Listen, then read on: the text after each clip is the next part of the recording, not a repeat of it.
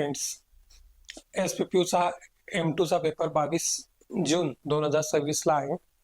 2024 pattern आणि 2025 pattern दोन्ही पॅटर्नचे question paper हे जरी वेगळे असले तरी त्यांचा जो आउट ऑफ जे असणार आहे ते 60च असणार आहे. म्हणजे बॅकलॉग जरी असला तरी आउट ऑफ 60 आणि रेग्युलर पण आउट ऑफ 60च असेल. ठीक आहे.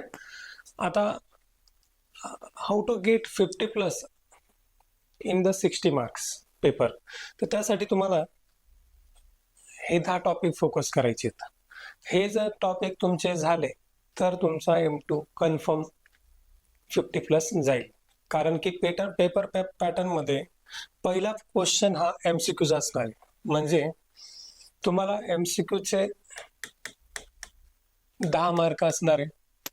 नंतर उरलेले 50 मार्क ह्या 10 टॉपिकवर इझिली कव्हर होतात. म्हणजे तुम्हाला जर एखादा टॉपिक समजा यातला कट जरी केला तुम्ही तरी तुम्ही 45 मार्कला टच करू शकतात. समजा एरिया व्हॉल्यूम नाही करायचा, त्याला समजा तुम्ही डिलीट मारलं आणि उरलेले टॉपिक जर व्यवस्थित केले, समजा युनिट 1 मध्ये गॅमा फंक्शन आणि DOS रूल आहे. आता गॅमा फंक्शन काय फार कठीण नाही, मात्र DOS रूलवर कदाचित एखाद्या वेळेला असं होतं की एक्झाम्पल कठीण आलं तर इथे मार्क जाऊ शकतो कदाचित. पण गॅमा फंक्शनचा मार्क जाण्याचा विषयच नाही. गॅमा बीटावर सोबत नाही करायची गरज. गॅमा किंवा बीटा कोणतं तरी करू शकतो. इनफॅक्ट तुम्ही गॅमाच करा, गॅमाचे मार्क कन्फर्म असतात. गॅमा फंक्शन कन्फर्म केलं, DOS रूल समजा चुकलं थोडंफार, कोन, सिलेंडर आणि पोलर कर्व हे कन्फर्म पॅटर्न मध्ये येणार आहे. तर कोन, सिलेंडर आणि पोलर स्पियर सुद्धा आहे. तर ह्या 3 मध्ये तुमचे 2 क्वेश्चन इझिली कव्हर होतात. म्हणजे युनिट नंबर 2 मध्ये, म्हणजे इथे 10 मार्क कन्फर्म होतील. त्यानंतर एरिया व्हॉल्यूम युनिट नंबर 3 समजा तुम्हाला नाही जमलं, त्याच्यामध्ये बरेचसे क्वेश्चन्स येतात. चेंज ऑफ ऑर्डर येतं, पोलर ट्रान्सफॉर्मेशन येतं, एरिया व्हॉल्यूम, CGMI काही पण येतं. पण समजा तुम्हाला त्यात काहीच नाही जमलं, मात्र युनिट 4 आणि युनिट 5 यांचे हे 2 क्वेश्चन्स आहेत. एक्झॅक्ट कन्फर्म येणार आहे, नॉन एक्झॅक्ट कन्फर्म येणार आहे, न्यूटन लॉ कन्फर्म आणि इलेक्ट्रिकल सर्किट कन्फर्म. म्हणजे इथे जर तुम्ही 10 चे टार्गेट केले तर हे 10 या तिघां मिळून 10 आणि इथे समजा 1 जरी आलं तरी तुमचे 30 आणि 5 35 आणि 35 मध्ये 10 मार्काचे MCQ जर करेक्ट आले तर मिनिमम तुमचा स्कोर हा 45 किंवा 45+ जाऊ शकतो.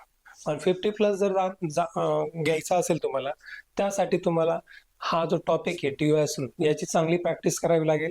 आणि DOS रूल जर कन्फर्म चांगला झाला आणि एरिया व्हॉल्यूम मध्ये थोडाफार अटेम्प्ट चांगलं केलं, एखादा क्वेश्चन एरिया किंवा व्हॉल्यूम, दोघं करायची गरज नाही, दोघं एरिया करा किंवा व्हॉल्यूम करा, तर इथे तुमचे थोडेफार मार्क आणि DOS जर कन्फर्म झालं तर तुमचा स्कोर हा आरामशीर 50+ जातो. आता पेपर पॅटर्न जो आहे तो अजून ऑफिशियली डिक्लेअर्ड नाही, पण तसं पाहिलं तर मागच्या पेपरचा जो अंदाज आहे त्यानुसार 6 क्वेश्चन्स येतील.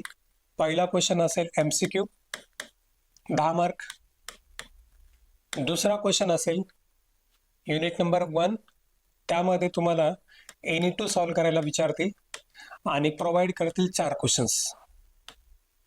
क्वेश्चन्स देतील आणि त्यामध्ये ते तुम्हाला सांगतील NE2. आणि लाईकवाईज क्वेश्चन 3, क्वेश्चन 4, क्वेश्चन 5 आणि क्वेश्चन 6 असे 6 क्वेश्चन्स पडतील. प्रत्येक युनिटवर 1 क्वेश्चन असणार आहे, त्याच्यामध्ये 4 सब क्वेश्चन्स येतील आणि तुम्हाला सॉल्व्ह करायला म्हणतील NE2. म्हणजे तुम्हाला 4 टॉपिक्स वर क्वेश्चन्स येणार आहे आणि तुम्हाला फक्त 2 टॉपिक सॉल्व्ह करायचे. आणि ते 2 टॉपिक जर तुम्ही पाहिले तर ह्या सगळ्या 10 मध्ये कव्हर होतात.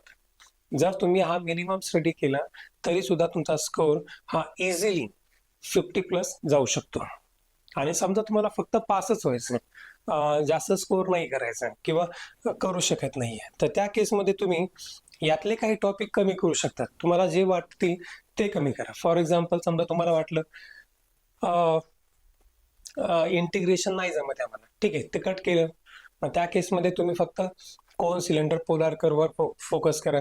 त्यानंतर एरिया व्हॉल्यूम नाही जमत आहे, एक्झॅक्ट नॉन एक्झॅक्ट चांगलं करा, न्यूटन लॉ चांगलं करा, इलेक्ट्रिक सर्किटमध्ये जेवढं जमल तेवढं सॉल्व्ह करा. कारण काही वेळा इथे मार्क भेटण्याचे चान्सेस कमी होतात, कारण क्वेश्चन थेरॉटिकल पडतो किंवा न्यूमरिकल पडतो. न्यूमरिकल पडला तर थोडा इझी जातो. थेरॉटिकल पडलं तर क्वेश्चन्स चुकण्याची शक्यता वाढते.